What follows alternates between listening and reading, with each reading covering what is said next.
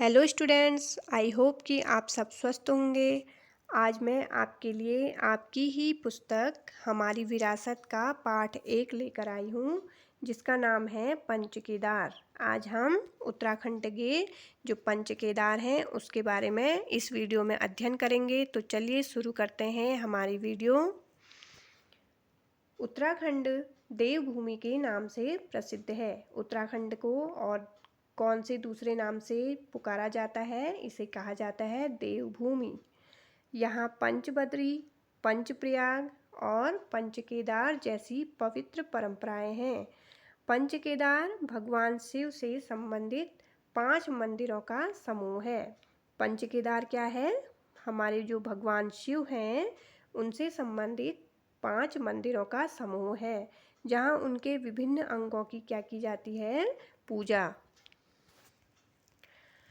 यहाँ पर बच्चों इससे संबंधित एक पौराणिक कथा है जिसे हम यहाँ पर पढ़ेंगे। महाभारत युद्ध के बाद पांडव अपने पापों से मुक्ति के लिए भगवान शिव की शरण में गए। महाभारत युद्ध के बाद पांडव किसकी शरण में गए अपनी मुक्ति के लिए? भगवान शिव की शरण में। युद्ध से क्रोधित शिव काशी से अंतर्ध्यान होकर केदार क्षेत्र में आ गए। तो शिव जी क्या हो गए थे? महाभारत के युद्ध से बहुत ज़्यादा क्रोधित हो गए थे, जिससे वे चुपचाप काशी से अंतर्ध्यान होकर कहाँ आ गए? केदार क्षेत्र में। और भैंस का रूप धारण कर मवेशियों में छिप गए। और फिर उन्होंने, शिव जी ने किसका रूप धारण किया? एक भैंस का।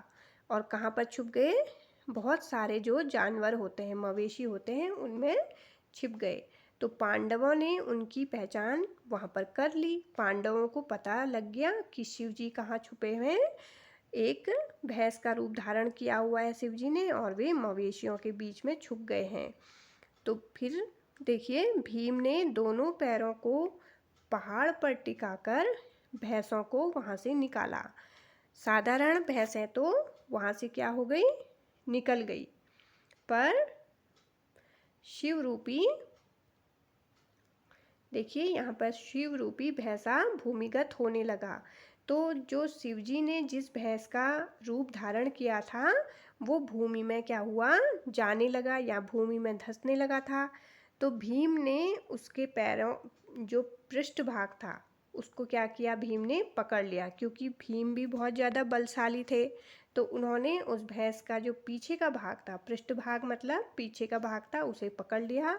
और इस प्रकार शिव के विभिन्न अंग 5 स्थानों पर प्रकट हुए, जहाँ पांडवों ने मंदिर स्थापित किए, और यही पंचकेदार कहलाए।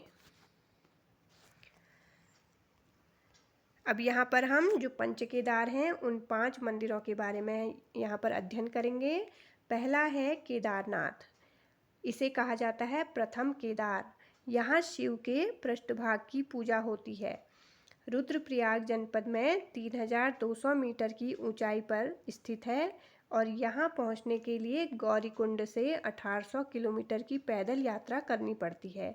ये कौन से जनपद में है? ये रुद्रप्रयाग जनपद में है। दूसरा जो केदार है, देखिए उसका नाम है मद महेश्वर। इसे द्वितीय केदार कहा जाता है। यहाँ शिव के मध्य भाग की पूजा होती है। समुद्र तल से 3490 मीटर ऊंचाई पर स्थित यह स्थान रांसी नामक स्थान से लगभग 16 किलोमीटर की पैदल दूरी पर है। देखिए तीसरे नंबर का जो केदार है उसका नाम है तुंगनाथ।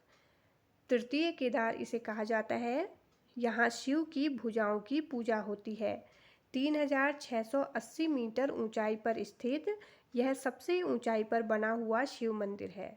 तो चोपता से मात्र 3 किलोमीटर की दूरी पर यह स्थित है। अगला जो केदार है वो देखिए, इसका नाम है रुद्रनाथ। इसे चतुर्थ केदार कहा जाता है। यहाँ शिव के मुख की पूजा होती है। यह भारत का एकमात्र मंदिर है जहाँ शिव के एकानन रूप की आराधना होती है। चमोली जनपद में 2286 मीटर ऊंचाई पर यह स्थित है। अगला जो केदार है और अंतिम केदार देखिए, इसका नाम है कल्पेश्वर। इसे पंच केदार भी कहा जाता है। पंचम केदार, यहाँ शिव की क्या होती है, जटाओं की पूजा होती है। यह मंदिर चमोली जनपद की उर्गम घाटी में बद्रीनाथ मंदिर पर हेलंग से 10 किलोमीटर दूरी पर है। यह मंदिर कहाँ है, चमोली जनपद में है और यह उर्गम घाटी में बद्रीनाथ मार्ग पर हेलंग से 10 किलोमीटर की दूरी पर है।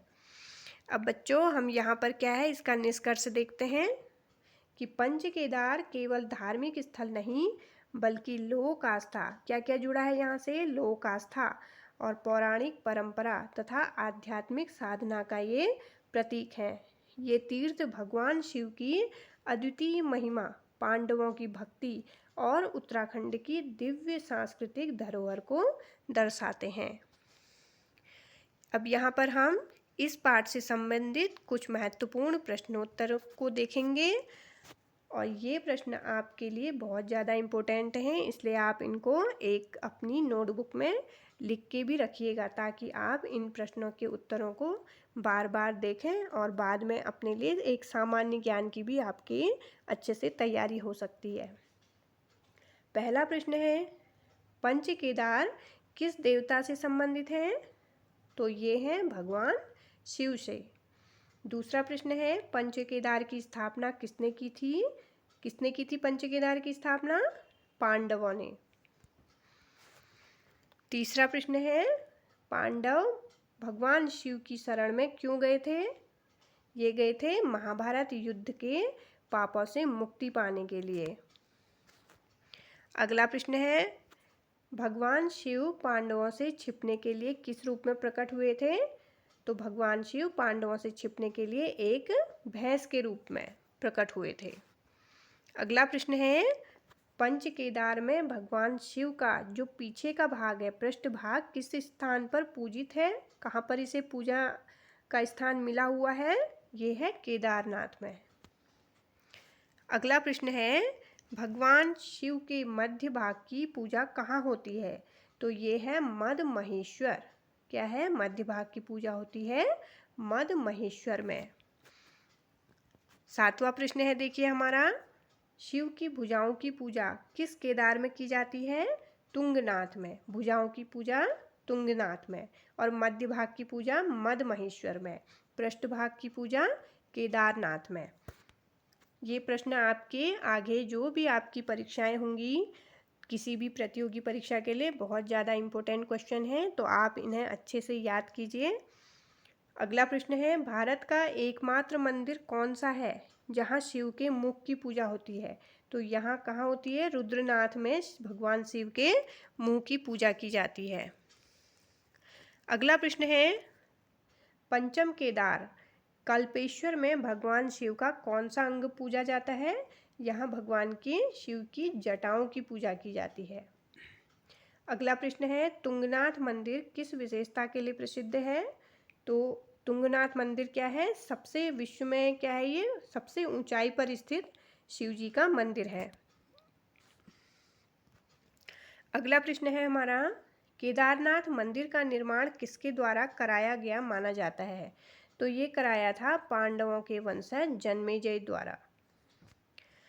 अगला प्रश्न है, केदारनाथ मंदिर तक पहुंचने के लिए गौरीकुंड से कितनी किलोमीटर पैदल यात्रा करनी पड़ती है? तो 18 किलोमीटर की यहाँ पर पैदल यात्रा करनी पड़ती है। अगला प्रश्न है, मद महेश्वर मंदिर की ऊंचाई समुद्र तल से कितनी है? देखिए, इसकी ऊंचाई है लगभग 3490 मीटर। अगला प्रश्न है, तुंगनाथ मंदिर किस जनपद में स्थित है? तो यहाँ पर रुद्रनाथ मंदिर है। रुद्रनाथ मंदिर किस जनपद में स्थित है? चमोली जनपद पर। रुद्रनाथ मंदिर किस जनपद पर है? चमोली जनपद में। अगला प्रश्न है, और इस वीडियो का, इस पाठ का अंतिम प्रश्न है ये, कल्पेश्वर मंदिर किस घाटी में स्थित है? ये है उर्गम घाटी में। स्टूडेंट्स, मैं जल्द ही आपके लिए चैप्टर 2 लेकर आऊँगी, आपकी बुक हमारी विरासत का। मिलते हैं मेरी अगली वीडियो में, तब तक के लिए बाय बाय।